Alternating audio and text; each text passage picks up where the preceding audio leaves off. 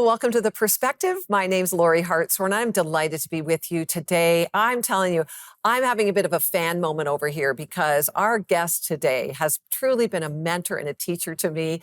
I've been a fan of his books and his podcast, and his name is Ian Morgan Cron. You know, he's a best-selling author, psychotherapist, coach, and renowned Enneagram teacher. You know, Ian's well known for his groundbreaking book, The Road Back to You. Maybe you've read that. It's sold over 1 million copies and helped countless people discover the power of self-awareness. That's a huge one right there through the lens of the Enneagram. He's also the host of one of my favorite podcasts, Typology. I'm a huge fan of it. It has over 28 million downloads. Wow. Where he explores the intersection of personality, faith, and personal growth. It's very rich. Well, Ian joins us today to discuss his new book, recently released. It's called The Fix: How the 12 Steps offer a surprising path of transformation for the, get this, well-adjusted, the down and out, and everyone in between. So it sounds like we all need to read this, right?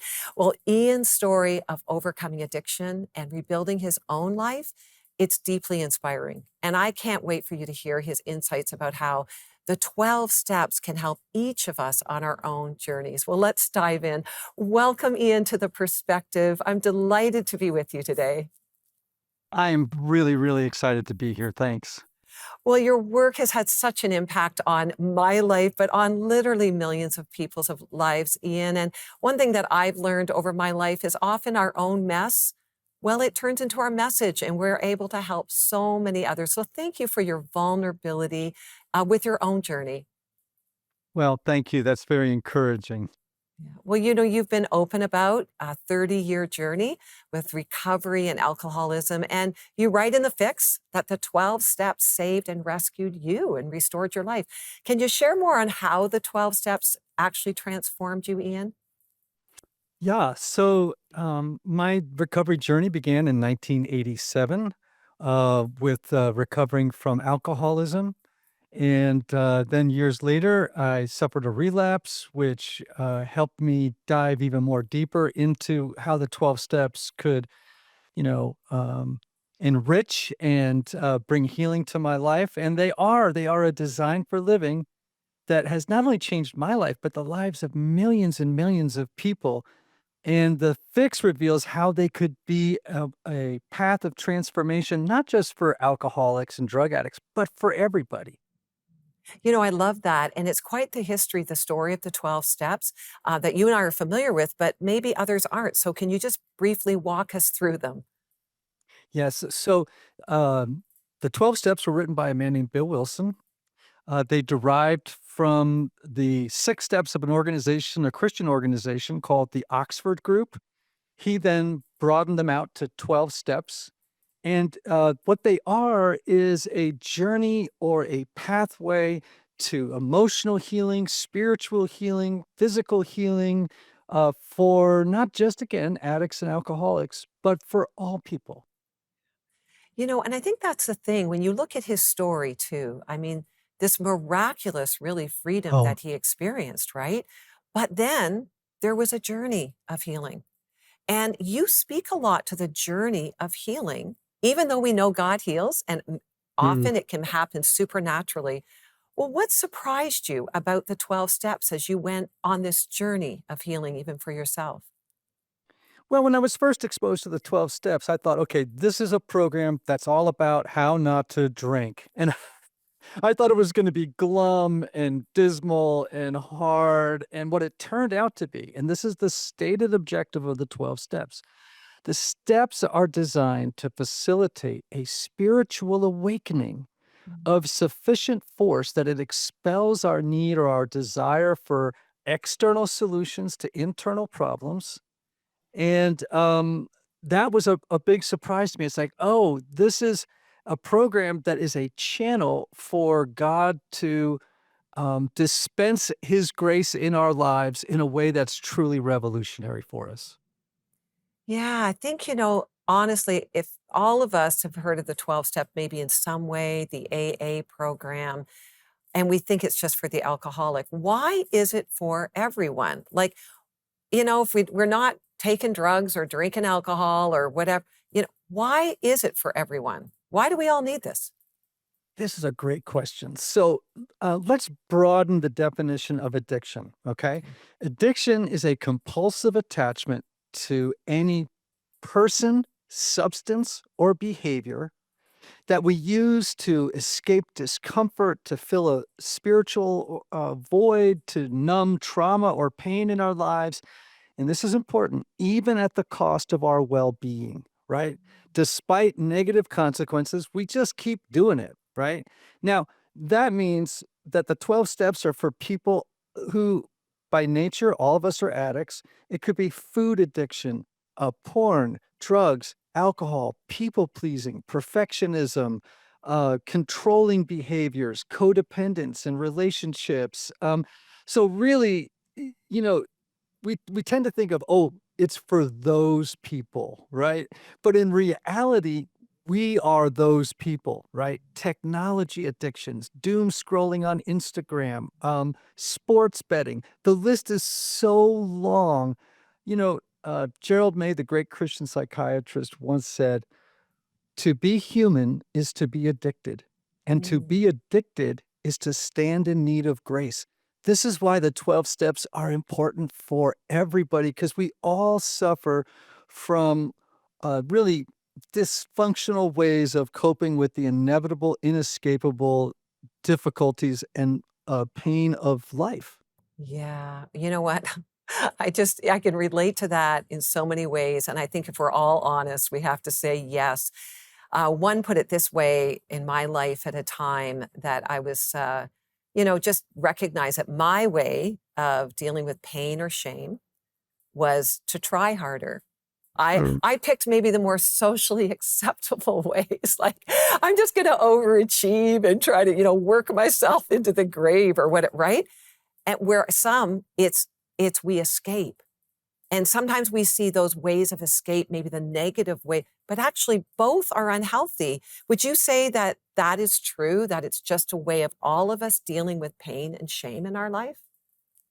Yes. I mean, addictions are quite complicated. However, I would say, and by the way, thank you for your vulnerability, because you really just kind of exemplified or gave us an example of something important. Let's take the addiction of work, which is rampant, and it's actually socially not just accepted, but lauded, which is a little crazy. Um, there is an example of a compulsive behavior that has mood altering effects. It makes us feel good about ourselves. It makes us feel powerful. It makes us feel useful. It makes us feel this way and that way. But it does have negative consequences. It can affect our relationships, our marriages, our relationship with children, our physical health if we overwork, right? Um, and and so the 12 steps would help a workaholic, right, begin to realize, oh, I'm actually trying to use an external solution to my internal problem. Which is actually like going to the hardware store to buy bread, right? Like it's just not gonna work. And so what do? We double down, we get into an addictive relationship with work and success and all that stuff. And then, we start to pay a price for it. We can't stop. And we reach a point where we just say to ourselves, God, I'm out of ammo. I need your help. And that's where the steps begin. Yeah. And what I hear you saying is sort of what is the tipping point maybe for addiction? Is this it has a power over you. Is that Mm. fair to say? That's why Oh, it's it hard it to break out of it? Oh, it definitely has a power over you.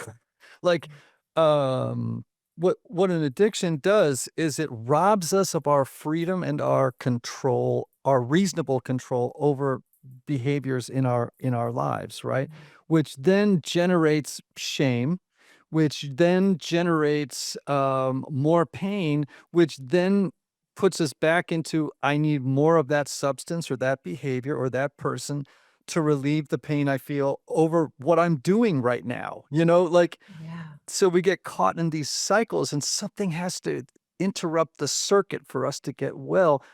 And here's the deal at the end of the day, Lori. The only way that we can overcome our many addictions is to have a relationship with God that expels and renders unnecessary our reliance on external solutions to our internal problems. Yes, that is it. And that is the gospel. And that is why Jesus came. We're going to come Hmm. right back with more from Ian Morgan Cron and his book, The Fix. Hey, friends, I want to help you in this journey called life. And one of the ways we do that is by partnering with you through our monthly devotional. And this resource is designed to help you walk through the Bible, to reflect on its application, to engage in prayer, and have something meaningful to ponder each day. And it becomes the substance of what I teach from each day on the perspective. And we'll cover an entire month at a time in each devotional booklet. If you'd like to receive your own copy, simply visit our website at theperspective.tv/Devo, and we'll make sure it reaches you in time. We also deeply appreciate your prayers and ministry gifts, which help us continue offering this devotional each month.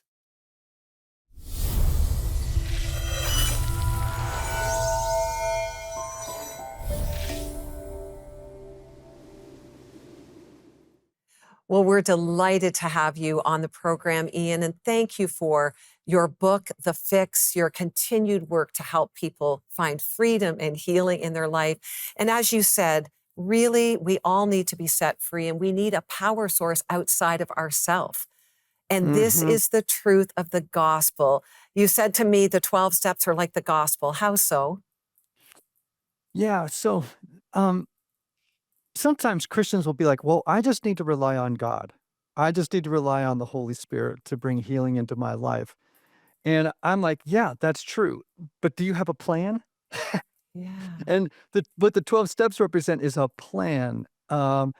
Think of them as like a trellis in your garden, right? It's a structure of new behaviors and ways of being in the world that provide God with a structure, or that God has provided as a structure to grow us spiritually. And if you divide them up, if you parse them, you could say that steps 1 to 3 are about mending and deepening our relationship with God, 4 through 7 about mending and deepening our relationship with ourselves.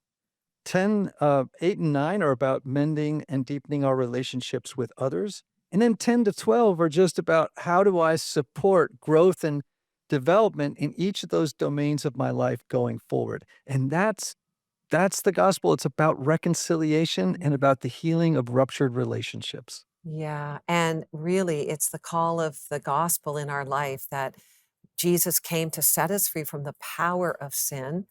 And yet Uh-huh. we need to be renewed. We get the Spirit of God to renew us, to change our mind, to change our thinking. But this requires relationship with God and others. And that's the Yes. beauty of this program. Why do you think now is such an important time to release a book on addiction and recovery? Lori, we are in the midst of one of the worst addictions. I mean, actually, we are in the midst of the worst addiction crisis in history. Brene Brown rightly says that we are the most addicted cohort in human history. And as a friend of mine says, a therapist friend of mine likes to say, if you don't think you're addicted right now, just remember you're one click away. Wow. Right? So, I think people also are now becoming so much more open about issues related to mental health, addiction, which is wonderful, right? Like we're finally destigmatizing what is just part of the human challenge of life, right? We're just making it, we're normalizing being open. And I think that makes this a really timely discussion for people. Okay, take me back and answer, if you can, why? Why does Brene Brown and many of you experts say we're more addicted than ever? Like, why? We have technology, we've got so many advancements in our culture. I mean, why? Well, I think there's a lot of reasons, but let's just talk about the loneliness epidemic. Mm, Let's just talk about the fact that the very technology that was supposed to connect us has actually addicted us to the technology itself. Um, you read the statistics on adolescence and mental health problems, particularly around anxiety and depression, as the very result of their addiction to like platforms like TikTok and Instagram and things like that. And adults are just as entrapped by those behaviors as well. And so I think, there's just so many available counterfeit solutions to our pain. And we just have to be brought back to the truth of the gospel that God is the great physician. We can't try and find workarounds to become attached to solutions to our suffering. And, when I say suffering, I don't, I'm not talking, I'm just, every day brings with it dis-ease, right? The Bible makes it so clear, right? We live in a fallen world. We're broken creatures. And so with that comes feelings and experiences that are so hard to manage. And so, like, for example, Lorie, people will sometimes say, oh, so and so has a drinking problem. And I'm like, actually, okay, I understand why you're saying that, but let me put it a different way. So and so has a drinking solution. Mm, wow. So and so doesn't have a porn problem. So and so has a porn solution. Right. And when you put it that way, what comes up for me is empathy and compassion. Right. It's like, well, yeah, you're in pain. You're dealing with unresolved trauma and just the difficulties of life. Mm, This is an avenue that you found for soothing and taking care of yourself, but now it's caused more problems for you than it solves. yeah. So let's get back to the true source of what will really help free you from these problems. I love that, Ian. I think compassion is so important in this conversation. And first of all, you have to recognize it in yourself. And when you and I, as get real about our own tendencies and addictions, then we actually have greater compassion for others, right? How Yes. does how does someone get started with the 12 steps? And you mentioned to me a key resource with this book is a workbook. And I was a Yeah. teacher for many years, so I know putting stuff into practice is the key to actually implementing it in your life. So tell us about how someone can get started and what the journey looks like. Yeah. So I think the first practical step someone can take right now is to honestly acknowledge their struggle and share it with a trusted person, right? So if you have a drug or alcohol problem, if you have, but it could be, just people pleasing, we have all kinds of addictive behaviors, right? Shopping, oh my gosh. Um, whether it's perfectionism or people pleasing, we just share it with a trusted other. Then we maybe reach out to a counselor or to a support group like AA or NA or Overeaters Anonymous. There's hundreds of them, right? But we want to speak the truth out loud because that breaks isolation that addiction thrives on. And you're right. We have a workbook that I'm actually as excited about as the book. I've never said that about a workbook, but it's 120 pages. The book describes the process, but the book actually helps you with all the worksheets and all the instructions so that you could meet with a small group of friends if you're not ready to go to a 12-step group. And you're like, I'm just going to meet for 12 weeks with a group of friends, and we're going to go step by step and do this together and try to find the freedom our hearts long for. I love that, Ian. Thank you so much for creating that resource. If someone's watching, they're like, well, I don't know if I really believe in God or a higher power, or maybe can I pick a different higher power? What do you say to that? Lori, I think what I love about the gospel is Jesus says, for those who seek, they shall find, right? Mm, And so, in the beginning, I've met many agnostics and atheists who've started a journey on the 12 steps. And then as time evolved, they began with kind of a vague sense of God, and then it became sharper and sharper. And many, many people come to faith through the 12 steps, which lots of people don't know. And you know what? I just really believe that, as a friend of mine says, love always stoops. In other words, it's always reaching down. I think God is gracious and wants to bring healing to all. yeah. And so I just trust the process because I've just seen so many people find Christ, find faith at the end of the rainbow, if you will, of the Yeah. 12 steps. And so yeah, in fact, I was very flattered in a review by Booklist. They said one of the really great things about this book is that it is a good book for anybody, regardless of their spiritual orientation, though it's clear in the book that I'm a Christian.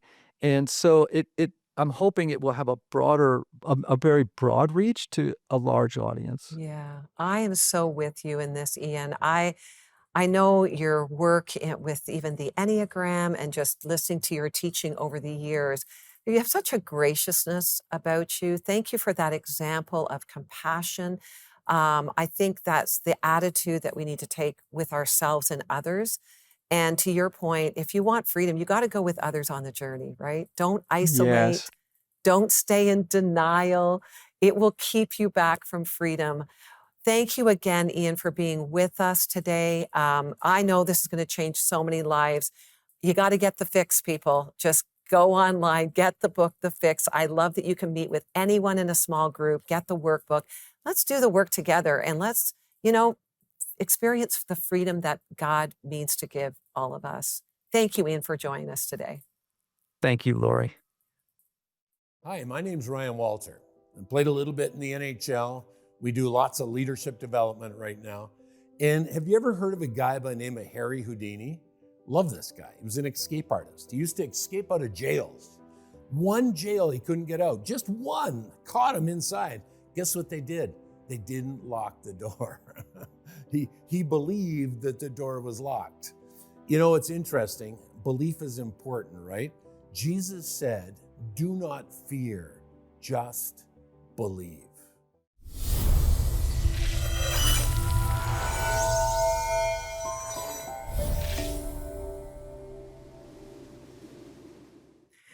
In John 5, we meet a man by the pool of Bethesda. He'd been sick for, get this, 38 years, lying among others waiting for a miraculous healing when an angel stirs the waters.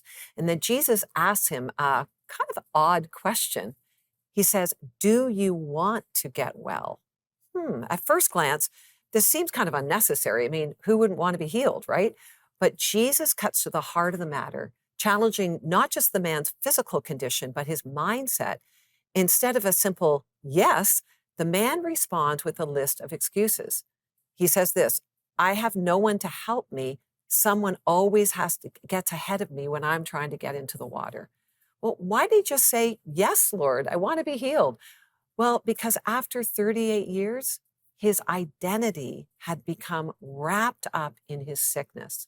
He saw himself as a victim. And let's be honest, we would too. We could fall into this same trap. Life throws us pain or rejection or setbacks, and we start carrying a story that actually starts to define us. We focus on the reasons we can't move forward instead of reaching for what's possible in God. See, Jesus wasn't actually being harsh. He was offering the man a choice. Do you really want to be healed? Because healing requires, well, a change in responsibility, and it requires some faith. Saying yes means no more excuses, no more blaming circumstances. It means stepping into, well, a new identity, a new view of life that Jesus has to offer. See, Jesus did heal the man, but he wasn't done. Later, Jesus finds him and he says this, see, you're well again. Stop sinning or something worse may happen to you. Now that sounds kind of harsh, right? But it was actually crucial. See, Jesus wasn't just interested in fixing man's body. He wanted to heal his whole life, which included his thinking, his mind. He warned him to guard his freedom and not fall back into his old patterns of sin and thinking like a victim. See, Jesus asked the man the same question he asks us today. Do you want to be healed? Do you want to be made well?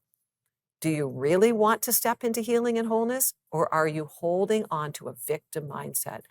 Are you willing to let go of your excuses, your unbelief, and the comfort of maybe blaming others, and instead actually step into and embrace the fullness of what Jesus has to offer you?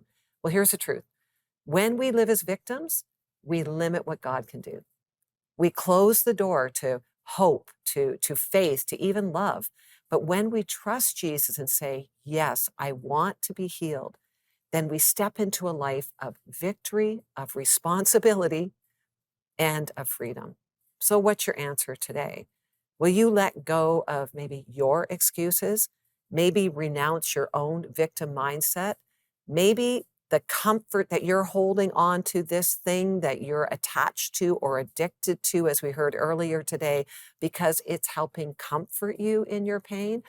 Or will you believe God for a new story? See, Jesus is ready to make you whole, to say yes to him, to step into a life that he has for you requires, well, no more excuses. But it does require that you step away from your old victim mindset. All your excuses, your unwillingness to actually turn to God and another power and try to take control of this pain and shame all by yourself.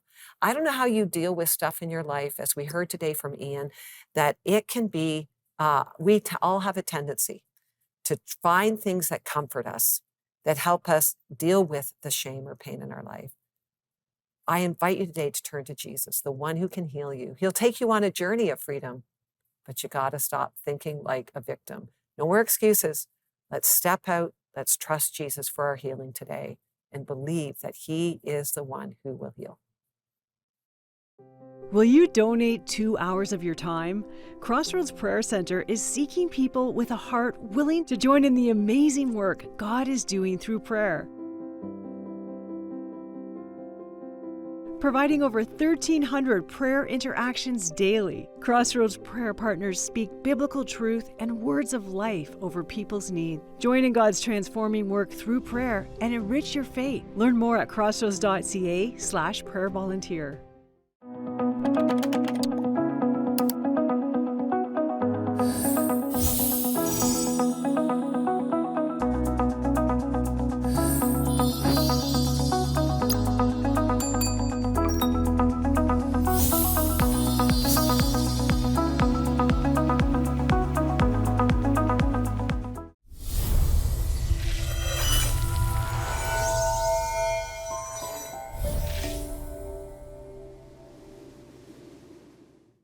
Well, I personally have learned so much today, and what a privilege to talk to Ian Morgan Cron with his book, The Fix. Go get the book. We all need it. That's the whole point of the book, is we're all finding different ways to soothe ourselves. It's difficult living in this world, and it's very easy to be drawing to something that actually brings such unhealth and brokenness in our life. So I encourage you to not just get the book, but turn to God, as Ian said. The gospel of Jesus is our freedom. If you need prayer today, would you call us at 1-855-910-6297? We're here for you. We want to pray for you. We want to see you experience healing. You can go to theperspective.tv for resources like our devotional. I'm loving the devotional that Mike supplies for anyone who asks. And you just have to give us a call or go to our website. What are you struggling with today? Are you willing to step into a journey of freedom, whether it's through the fix and through meeting with some others, whether it's going to a trusted counselor? Break the shame by, first of all, sharing and coming out of denial with whatever's holding you back, and step into freedom. Take that step today. Thanks for watching. You are deeply loved, and thanks for joining us here at The Perspective.